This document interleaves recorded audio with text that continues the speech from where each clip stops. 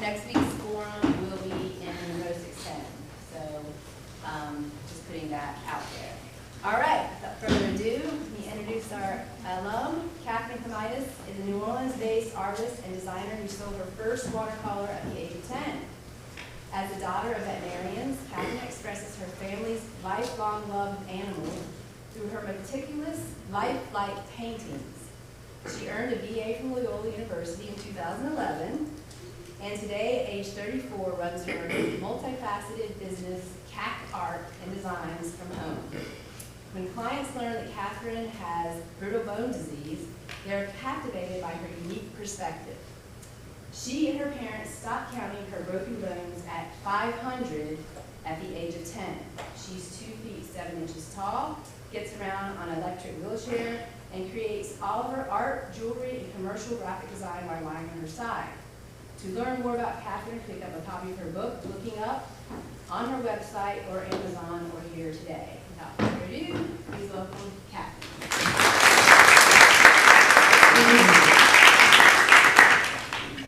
Raise your hand if you've ever broken a bone. Who's broken a bone? Ooh, that's a good number of you. Okay. It hurts, right? Everybody who's broken a bone, it's painful. What if I told you that by 10 years old, I had broken over 500 bones? I had broken so many by that point that my parents and I just stopped counting. Oh. Hold on. We're having a technical problem. This is not working. Is it on? It says it's on.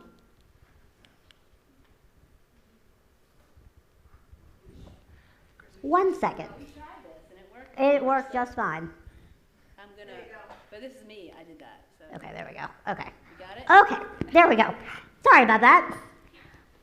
So I am here today to tell you a little bit about my story in the hopes that it helps you continue your story in a way that's not only meaningful to you, but also to those around you. I truly believe that everyone has something to give, something they can share with society. But the problem is that everyone has to figure out what their something is and then do it. And that doing it part, there we go, the doing it part is key.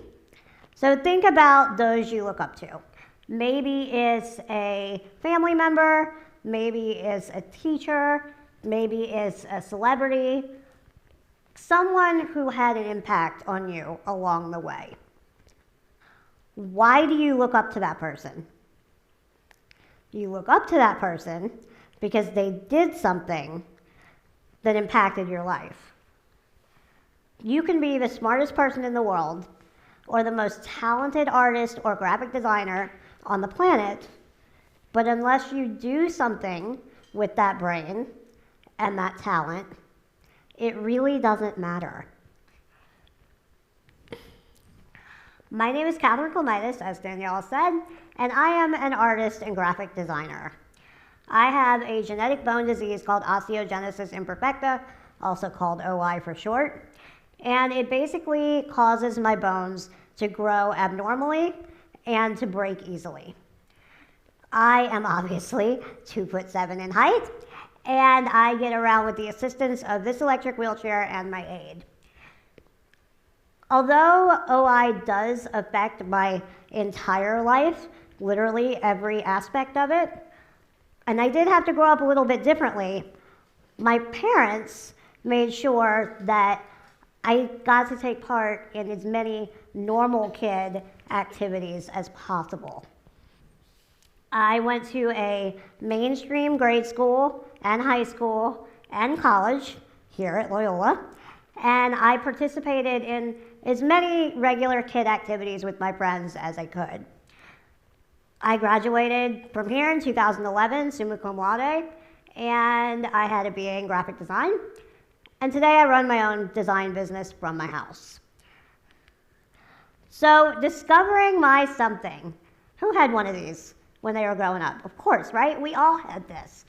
When I was young, my parents were constantly trying to find things that I could do that would keep me busy because I was smart and I was driving them completely insane. At 5 years old, my mom gave me one of these. She gave me my first watercolor set. And we all know, right? They're super cheap. They barely make a mark on the paper. The brush is plastic. I mean, it's basically a piece of crap, right? But I blew through it in 1 week, and we had no computer paper left in the house by the time I was done. It was clear at that point that I was hooked, and art would be my something. And it turned out that I was actually pretty good at it. My parents made sure that I was exposed to as much of the art world as I could be at a young age.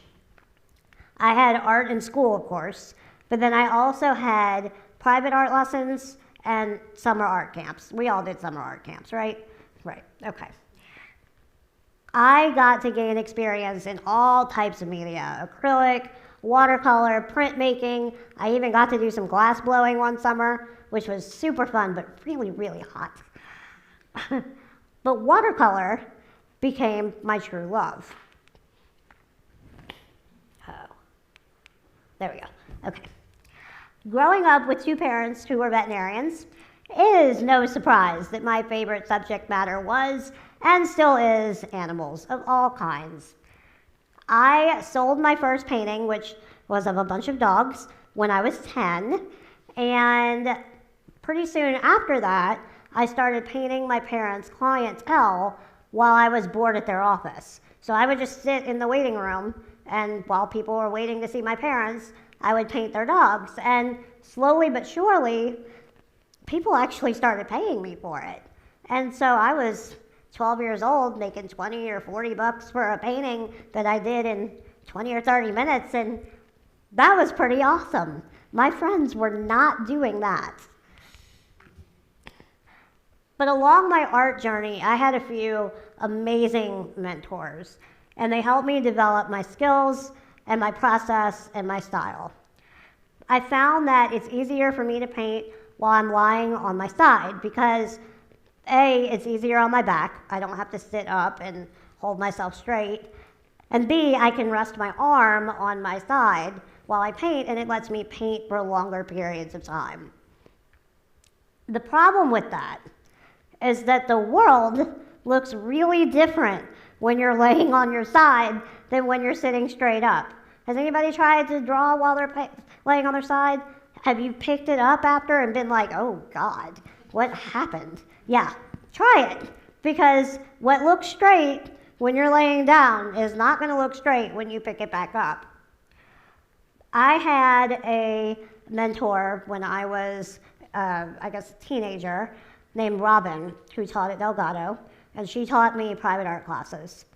And she would actually lay on the floor with me on the weekends and help me learn how to compensate for my angle. So she would see the world as I saw it. And she made me practice drawing straight lines without a ruler. Who in here has done that?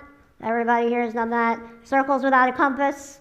Yes, over and over and over and over and over. And I pretty much hated it, right? We all hated that. Yeah, but it turns out that all of that hard work paid off. Because I know that without Robin's lessons, I would not be able to draw or be the artist I am today. And in between those technical lessons, Robin taught me some life lessons along the way. I can still hear her telling me, draw what you see, not what you think you see. Has anybody heard that one in here? Yep. And that a good painting begins with a good drawing. She taught me that life is not always as it seems at first glance. And sometimes we need to look again before we make a judgment.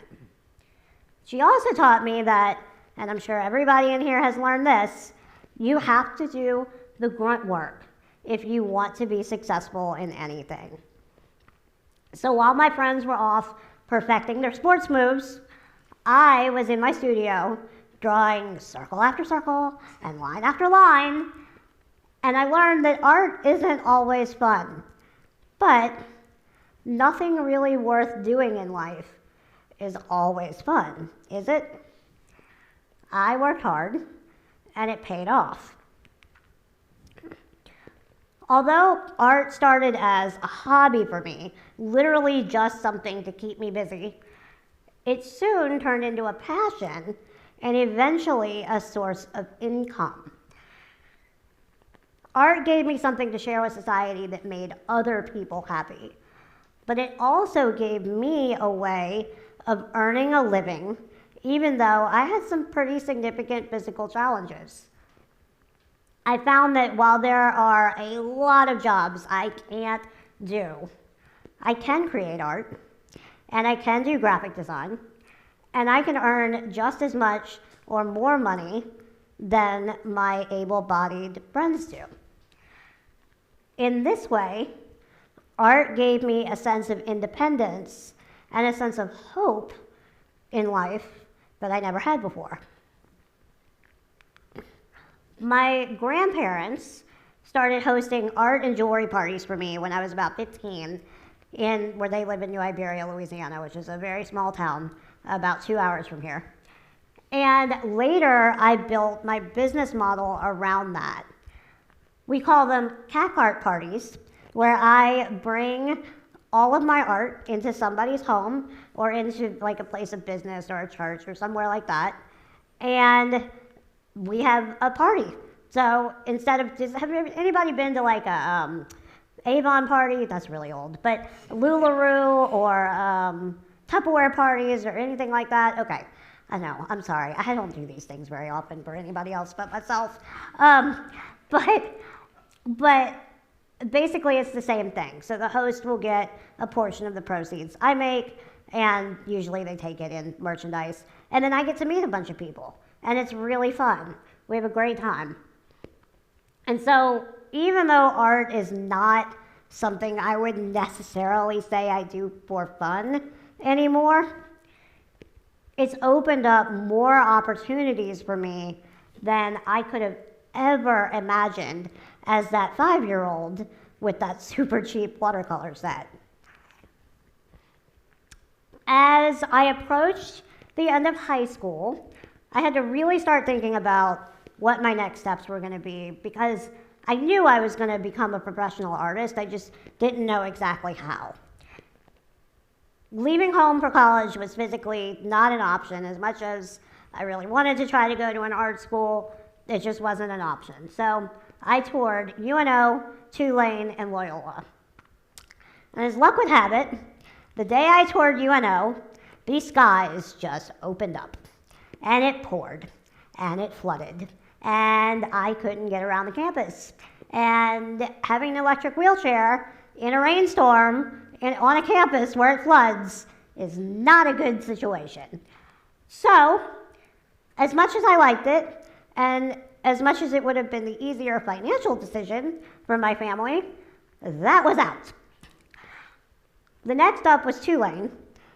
I got about halfway through Tulane's tour when I said I cannot handle these sidewalks because they are so broken up and the campus is so spread out. It's beautiful, but it's so spread out that it was going to be almost impossible for me to get around.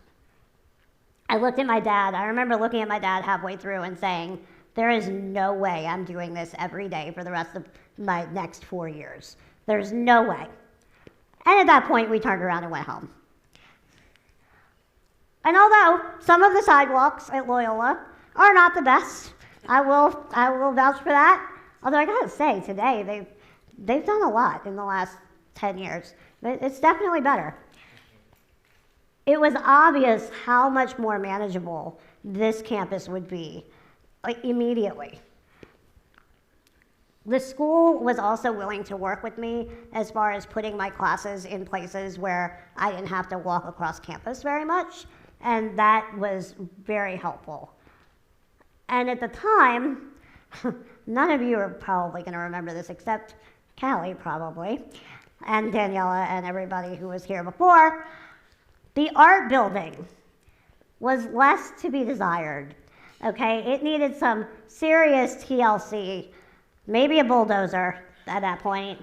I don't know, it was really bad. But the program was fabulous, and the professors were great.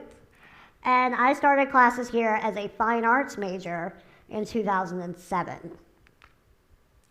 I had come from an extremely rigorous high school, and academically, the first few years of Loyola were kind of a breeze for me, except for the art classes.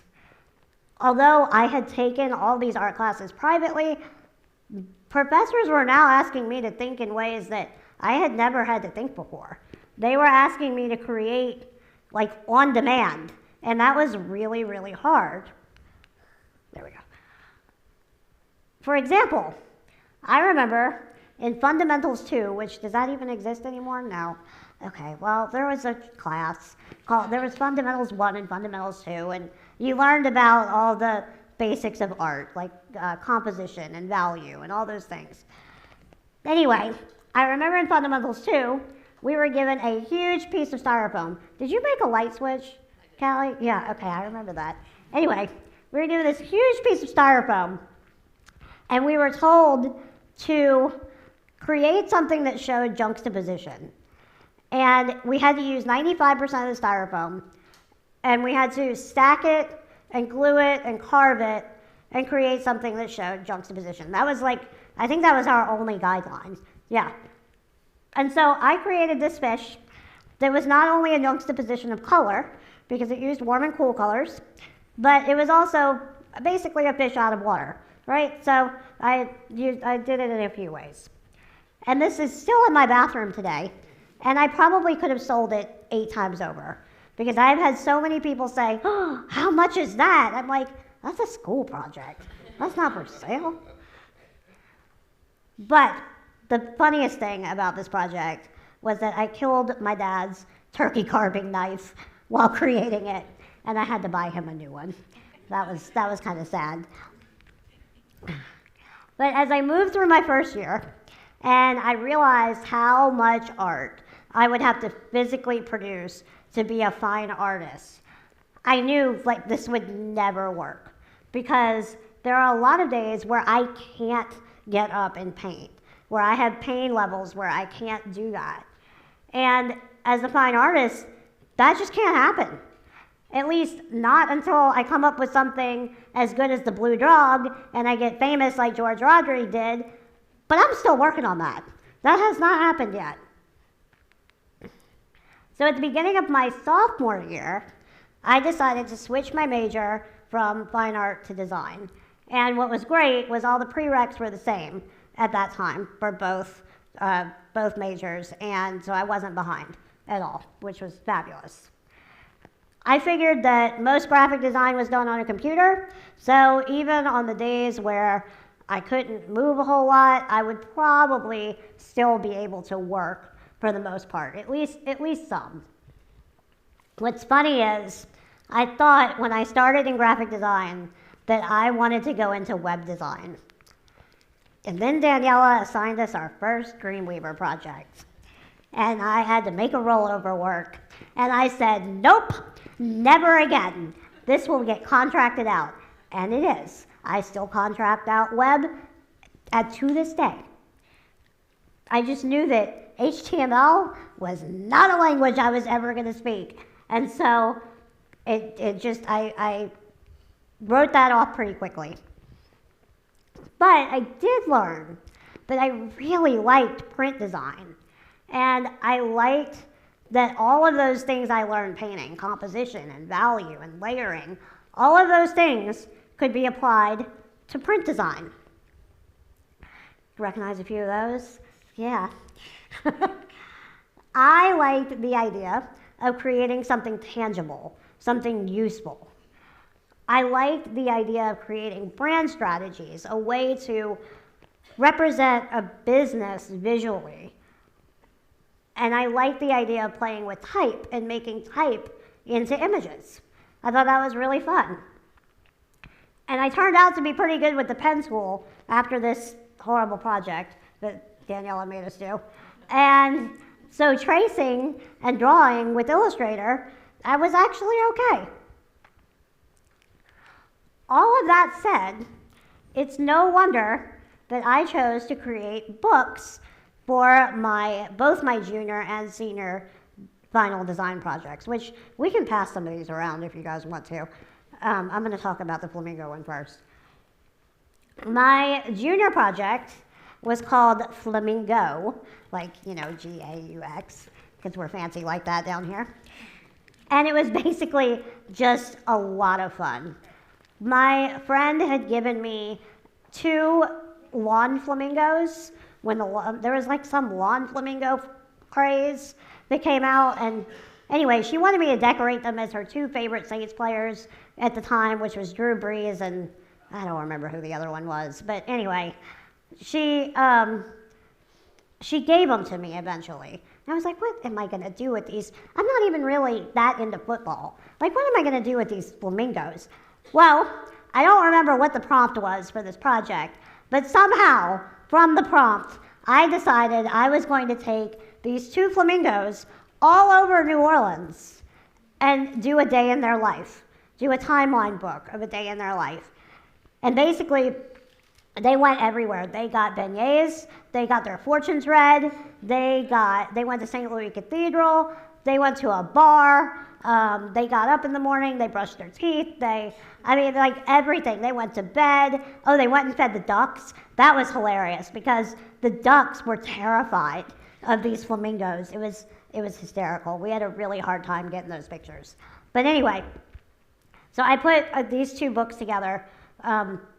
One is kind of a revision of the first one. And then I combined all of those pictures with facts about flamingos. So is this a useful project? Probably not. I mean, unless you want to learn everything there is to know about flamingos, probably not. But it was a lot of fun, and I learned a lot about putting a book together and actually publishing a hardback book and what that took. My senior thesis, looking up, is a coffee table book all about me and my perspective.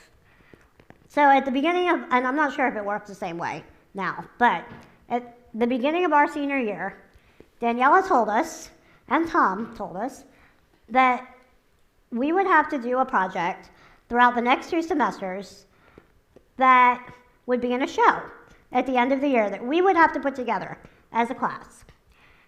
And when we asked them for guidance, the only guidance we got was, create something only you can create. Great. So we had Christmas break to come up with 3 ideas to present to them when we got back in January. And I honestly don't remember what my other 2 ideas were. I think one was a poster project, but I'm not sure. But this is the direction I decided to go in. At first, we thought it would be hilarious if I did an oversized book, something that was literally the size of me, because, that would be really funny, right? Well, it was hilarious, right up until the time I started looking at printing costs for an oversized book. Scratch that plan. Slowly, my project evolved into this coffee table book, and an accompanying loop video. I did like a day in my life video during the show, and it went really well. After graduation, Arthur Hardy, does everybody know who Arthur Hardy is in this room? He's Mr. Mardi Gras. You see him on, I think it's WDSU, I'm not sure which one, but he's the guy with the mustache and the Mardi Gras bow tie. Anyway, he picked it up and published it. And it's available in a few local bookstores, as well as on Amazon and here with me. So when I graduated in 2011, I immediately began to freelance. I started working for the New Orleans Musicians Clinic, which I still work for today, and I picked up literally any job I could possibly find. And, you know, I did discounted work. I did free work. I did work that's not fun for a long time. I still do work that's not fun sometimes. You do what you have to do. But little by little, I got my name out there, and I started getting more clients by word of mouth. And I started having to learn how to juggle all of these clients and all of these projects and their demands. And let me tell you, if you think this lady's tough, you just wait until you have a week like I had last week, where one nonprofit has an event at the end of the week, one nonprofit had an event the next day, and sponsors got left off banners, and they all need all of this stuff fixed all at the same time. It is not easy. And they all think they're the center of your attention 24/7. So if you think it's bad now, it doesn't get a whole lot better. I hate to tell you. But you're working for yourself, and it should feel fulfilling, right? Slowly but surely, after I graduated, I got out of school mode, and I got into like a working lifestyle. I started wanting to paint again, and I remember the first painting I did after college. It's called Identity, and it's still one of my favorites, and it hangs in my kitchen. It's funny because I look back on my years at Loyola, and I really didn't paint much while I was here, except for what I had to do for class. Because we had so much being asked of us, right? You feel like what you're doing is everything you can just to keep up in class, right? That I didn't have it in me to paint. I didn't want to paint. But slowly but surely, I started to miss it. And so my free time in between clients, I do a pet portrait here and there, which is not something I was doing at that time. I would paint a bird. I would, paint whatever I felt like. And I started to remember how much I loved it. So Identity gave Nicole, my aide, and I this idea that we could create a greeting card pack based on all of those eyeballs. So it would be a pack of 12 cards, and we would sell them at my art and jewelry shows that I was still doing with my grandparents every year. And then the more I painted, the more greeting cards got added to the collection. And then we had to break them up. And then people wanted special requests. And it was just a kind of a nightmare. But I started seeing other ways I could use my art. But before we knew it, I had mugs, and I had towels, and I had blankets, and I had ornaments. I had an entire homeware line, basically, that I was selling at all of these events I was doing. So still today, I'm constantly looking at different products and testing out things and seeing what works and what doesn't. And I'm always honing my skills and working on my marketing strategies. But a huge part of why I can do that is because I have a design background. That's a huge part of it. So today I do a combination of art and graphic design. My business is kind of split down the middle, down in two. I have several design clients, mostly nonprofits, which I do print design and social media management for. And I also do pet portraits still, of course. And this will be the third year I have a collection of new paintings in a museum in Louisiana. So that's really exciting. That's going to open in September in Thibodeau. So if y'all sign up for my list, you'll get the email. It'll be exciting. Everybody come. But having all of these facets of my business keeps my interest, because I get bored really easily. And it helps me to not get bored and to not burn out. Because everybody here, I'm sure, has had burnout, right? We all had it. It's a thing. It totally happens. It is hard sometimes to juggle both sides of my business. And even recently, because I have this big painting deadline for September, which is really July, but I'm gonna try not to think about that right now. Even recently, I've had to change my schedule. I've had to say, no, I'm not working for clients on Tuesdays and Thursdays. I am only painting on Tuesdays and Thursdays. And most of the time I can hold it to that. Not always, but most of the time. But it's hard to say no sometimes. But my favorite projects are still the ones where I get to combine art and design. So this project is called Breed All About Us, and it's floating around, it's coming around. This was a collaboration I did with my neighbor in 2019. And it features 64 dog breeds, and I painted each one of the 64, so there's a kind of like a mini pet portrait of each one in there. And then my neighbor Yvonne wrote a little quip to go along with each painting. And it teaches you about what it's like to own the breed. And it's not like a typical breed book where it says the breed and how old the breed is and, you know, short hair, long hair. It's not like that. We actually interviewed people who own these types of dogs and got stories from them about their dogs and wrote the book based off of that. And of course, we do have some other factual information in there too.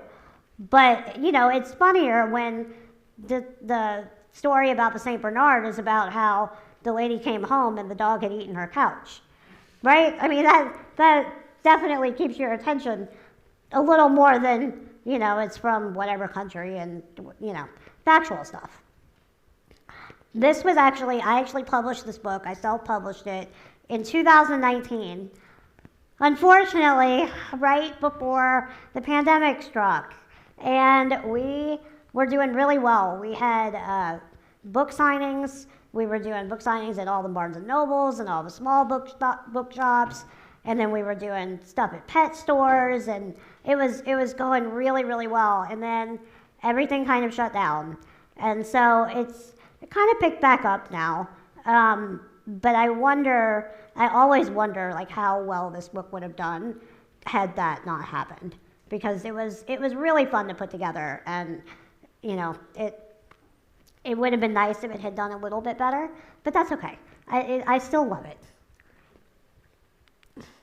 But art has been my something for as long as I can remember. But now design is too. When you find your something, or your purpose, then it's easier to deal with all the bad stuff and create the good, because you already have a reason to live, right? Do y'all find that whatever else is going on in your life, you can at least dive into your schoolwork or your art or whatever it is you're passionate about? It gives you a structure, a focal point, something to build your life around. When bad things happen, your something will always be there to help you move forward. It's what gives your life purpose and meaning.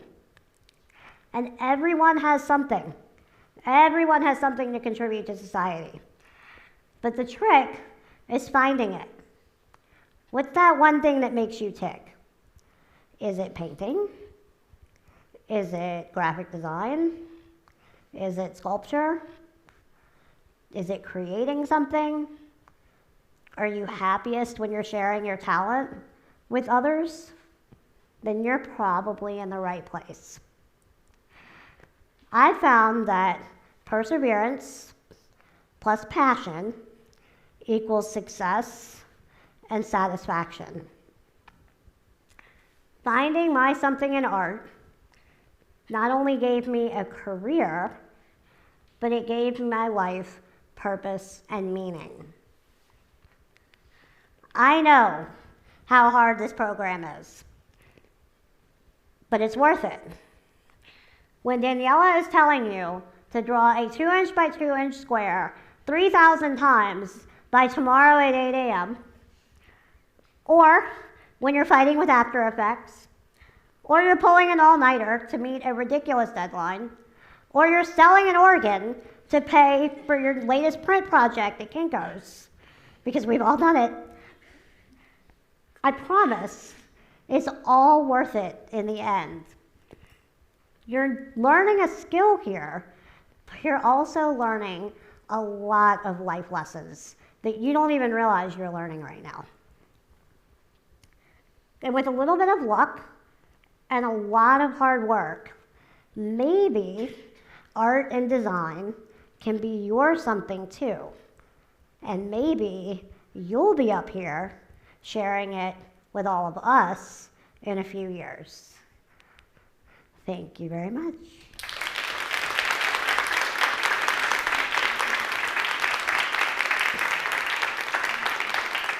So I'm gonna take questions. I have really bad hearing. That's kind of part of my whole OI deal. So Nicole is gonna come up here and repeat them back to me so that I can hear them, because I am not gonna be able to hear any of you. Don't be scared, I don't bite. You can ask me whatever. Okay. First, thank you. That was great, and I'm glad that I came. Where can I buy Read All About Us? Okay, I did hear her. That was good. So funny you should ask that. I did not re-up my inventory. Yeah, she can have that. I did not re-up my inventory yet this year. They are on order. So if you order it through my Etsy store, I should have them by the 1st, and then they'll get to you. Okay. Yeah, yeah. Thank you. Yep. Yeah, I realized that the other Or day. email. Huh? Yeah, or you can email me. Either way. Yeah. Oh, sorry. You go ahead. You point. You do it.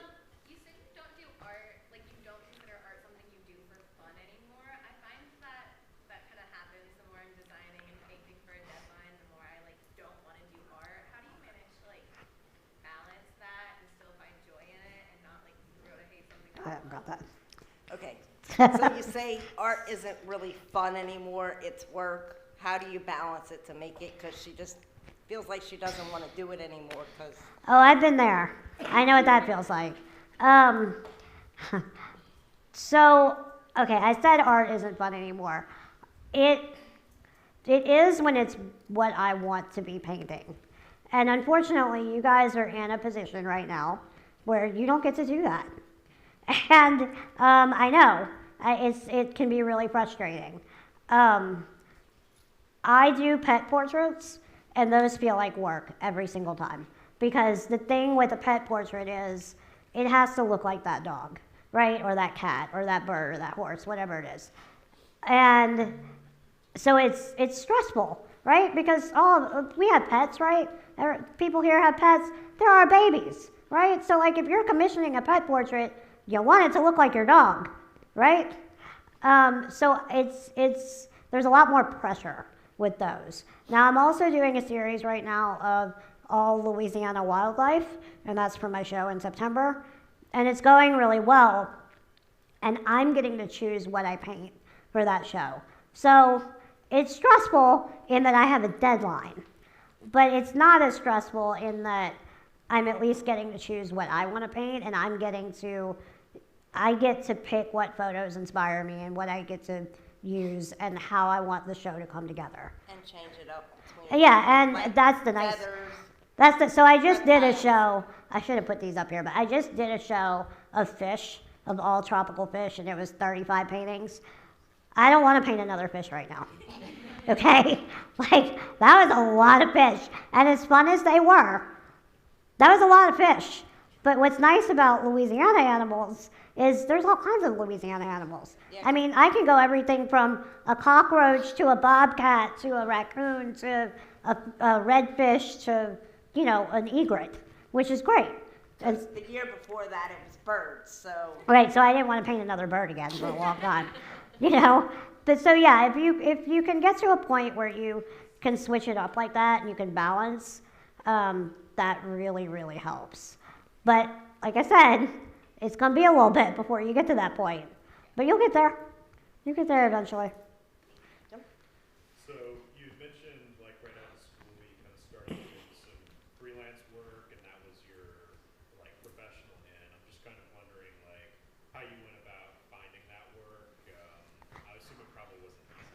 the freelance work after college, how did you go about finding it? Seems it wasn't easy. No, it's not easy.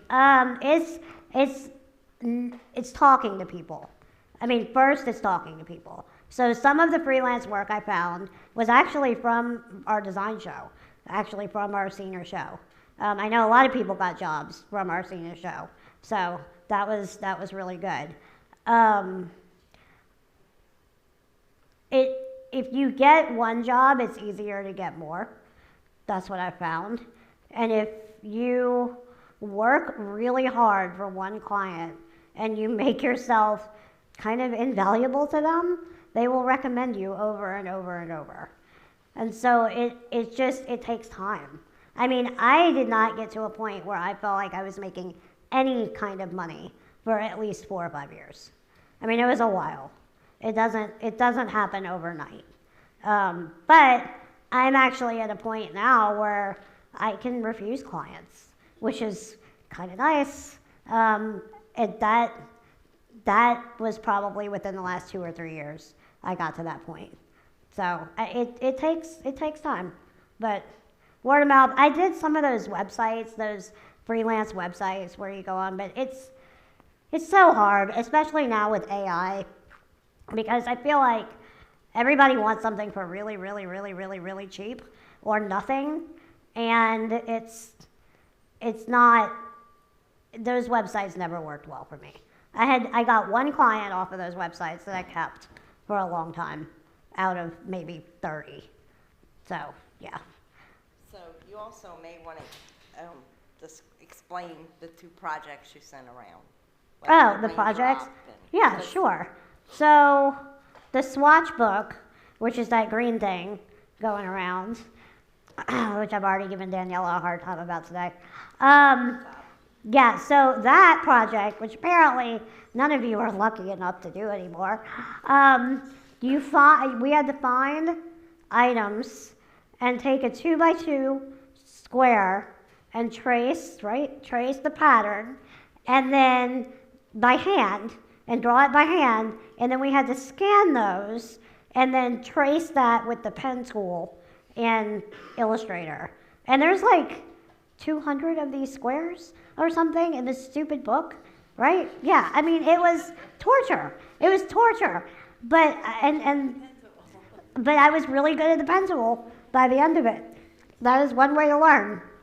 And then the raindrop book, I don't remember the prompt for that, but we had to make a book that was something about like a sound or something, and I don't remember exactly what the prompt was, but it's a book all about rain, and it's waterproof, so I thought that was pretty cool. And then I talked about the flamingo book. I think that might be all I sent around. And we did looking up too. Oh, and yeah, I talked about looking up. The rest. Yeah. Yeah. I want a question. So, can you talk about your experience with Adobe? I'm not sure. Yeah. They all know about it. So. Yeah, so a couple of years ago, has anybody watched the Adobe Max conference in here? Okay. So a couple of years ago, I got an email on like a Monday morning from some woman at Adobe Max, and it said, hey, we're going to be in your area on Thursday. We need to film somebody. This is Adobe Max. We'd love to feature you at our virtual conference this year. And I think this was like it was after COVID started. So I think it was 2001, maybe? I think. I'm not sure. But, we'd love to come, and we're coming in from LA. And so, okay, I get this email, and I'm like, this is a load of crap.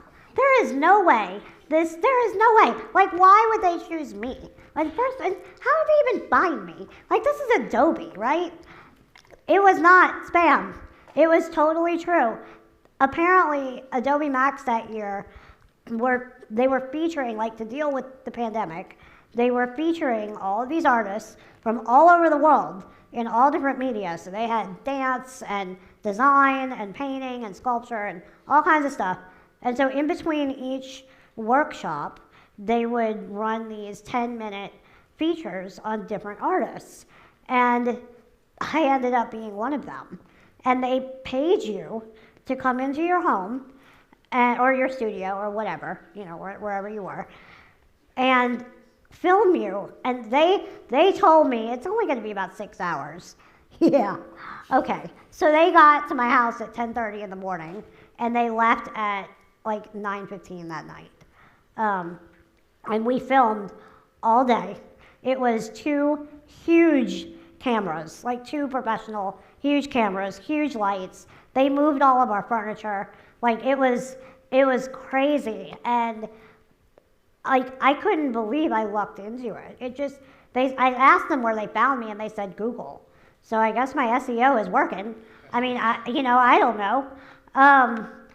But it was crazy, and I said, well, why is this so last minute? Because, you would think that this is something they would plan out, right? And they said, well, somebody dropped out at the last minute, and we're going to have all of our crew in New Orleans, so we needed to find somebody in New Orleans. And I was like, did they die? Like, why would you give up this opportunity? This is crazy. Not only do you get paid for it, you get exposure that's insane. So it was great. It was a really cool experience.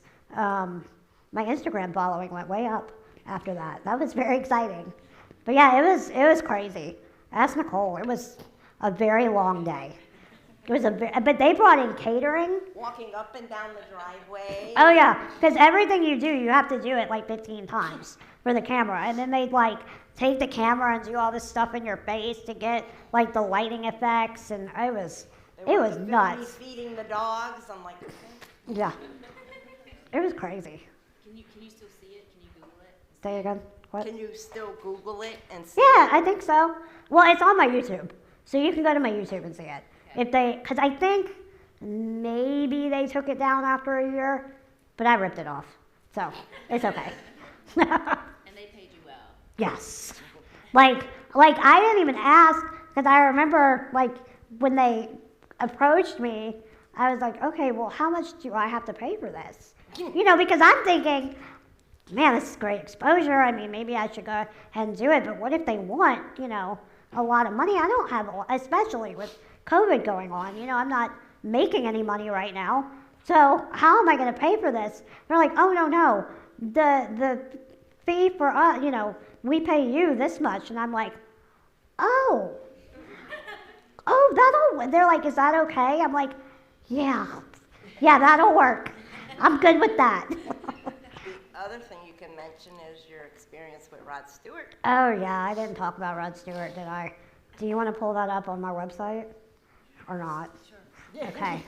It's better when you can see it. So, okay, y'all are young. Who in here knows who Rod Stewart is? Okay, good. Okay, there's hope for this world. Okay, so a few years ago, actually almost 5 years ago, I went to Jazz Fest, and Rod Stewart was there, and my friend and I basically camped out the whole day, got a good spot, tried to sing all of his songs back to him, which I didn't really know all of at the time, so I kind of faked it the whole time, but apparently I did a really good job, because he kept looking at me and singing to me, and I'm like, okay, I don't really know this song, but I'm gonna move my mouth, and hopefully it looks right, and he kicks out these soccer balls at every show that he signs. So he gives me one of his soccer balls, which was awesome. And then during his second to last song, yeah, go to design, graphic design. His second to last song, he is like, "You want to come backstage?" He points at me and my friend. He's like, "Y'all want to come backstage?" And I'm like, "What? Me? Who? Okay." So it's long story short, we end up backstage, and we're talking to him, his family, his band, having a glass of wine.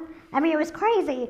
And my friend kind of jokingly told him that I was a graphic designer and that I like to design for the music industry, which is true. I love music, I love live music, and I love designing for the music industry. And he's like, "Oh, well, you want to have a go at my next album cover?" And I'm like, okay. Like, and at that point, I was still thinking, this is never going to happen, right? I mean, why would Rod Stewart hire me to work on his album art? Anyway, he asked his manager to get my information, which she did, and she said she was going to email me the next week with the specs and all the details and whatever. And I'm like, okay, we'll see. And she did. Like, she totally did. And over the next 3 months, I worked with her. Well, I worked with him through her on album art. And let me tell you, working with a celebrity is extremely stressful because he's Rod Stewart, right? So I'd send stuff in. I'd send in 6 design directions. And I wouldn't hear anything for 2 weeks. And so I'm sitting there going, he hates it. I failed Rod Stewart. Like, how did I do this? This is horrible. I didn't sleep. Like, it was awful. And then I'd get a message from his manager, and she'd say, oh, Rod's been on holiday. I'm like, oh, great. Great for him. Okay. Well, what did he say? And then I'd get one sentence. Well, I want my face in it, but not like that. That's it. That's all I would get from him. And I'm like, okay. So anyway, I did not get the album cover. He came down to 2, that last one and then somebody else's. And he It picked. ended up being like an abstract thing. Yeah, it's weird. It's nothing like he normally chooses. I'm convinced his record label picked it. I don't know. But anyway, he still paid me. I still got a check from Rod Stewart, which is pretty awesome. He told her to send the bill. She's like, how do I charge? I know, I'm like, how do I charge? Because at that point, I still wasn't really charging as a full designer. I still was $30, $40 an hour. And I'm like, what do I charge Rod Stewart? I don't want to rip him off, but I also don't want him to think I'm a quack. I mean, what do I do? So anyway, I went a middle range, middle road, but it was good. It was an incredible experience, and I still get to get free tickets to his shows, which is awesome. We went and hung out with him in Las Vegas, so it's cool. Any other questions? Anything else? Can't see. Okay.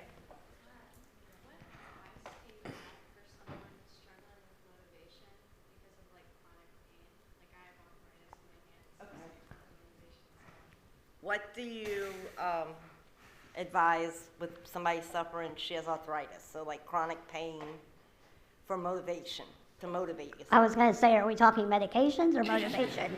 Because I could go both ways. Motivation. Okay. Well, I really like music. So music helps me a lot. So you can ask Nicole when I have a headache or I'm overwhelmed or I'm really hurting. I'm putting on my headphones. Leave me alone. No matter if she doesn't want it in her head, Yeah. I have to listen to it. It's rare though. Usually it's in my head. But, so I put on my headphones, I put on music really loud, and that helps me to take my mind off of what's going on. I mean, sometimes just throwing myself into work helps me a lot. I had a really bad injury in September, and part of the biggest, for me, mentally, part of the biggest problem was that I couldn't work for 5 weeks, which was really hard.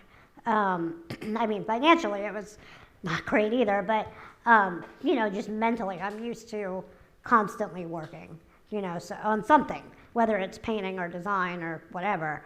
And so, throwing myself into work usually really helps. And I used to do that when I was in school too, when I was in even grade school. I hated not going to school. My mom, I'm sure many of you have wanted to be sick, right, at school. I never wanted that. I always wanted to go to school. And my mom would have to make me stay home. She'd be like, no, you have 2 broken bones. You have to stay home today. And I never wanted to do that. So I'm weird. I don't know. I come from two very highly motivated parents. Well, it so makes you think about paying more than just it being at does. home. It does. If you work through it, you know, that seems to help. But I get too that there are days you can't do that. And that's okay. I mean, that's totally okay when there are days you can't do that. Anybody else? Anybody? Oh, yeah. So what type of music do you listen to when you work? What type of music do you listen to? Depends on if it's in her head or out. Yeah, because she doesn't like country music nearly as much as I do. It depends. It depends on my mood. I grew up on country music, so I love 90s country. That's like my go-to old school. But I also love 90s pop, and I love 80s, and I love 70s because I grew up If listening it's me, it's Vanilla Ice. Yes, sometimes. You know, I grew up listening to what my parents listened to. So I listened to Elton John and Billy Joel and all the classics too. The only thing I really can't stand is classical music, which sounds terrible, but only because I can't sing to it. Or there's, you know, like, I need the lyric to distract me. That's the other thing is when I paint, I have to have either music or TV on in the background. I can't just paint. There has to be something else because otherwise I get really frustrated. I have to have like, I guess whatever part of my brain distracted. Yeah, I'll go out and smoke, take a smoke break. I come in and she's screaming to the top of her lungs. I'm like, what's going on? She's singing. I can't sing, okay? So if I am singing, it's because I think there's nobody else in the house, right? But then I don't hear her come in, and then we have problems. But it's okay. It's okay.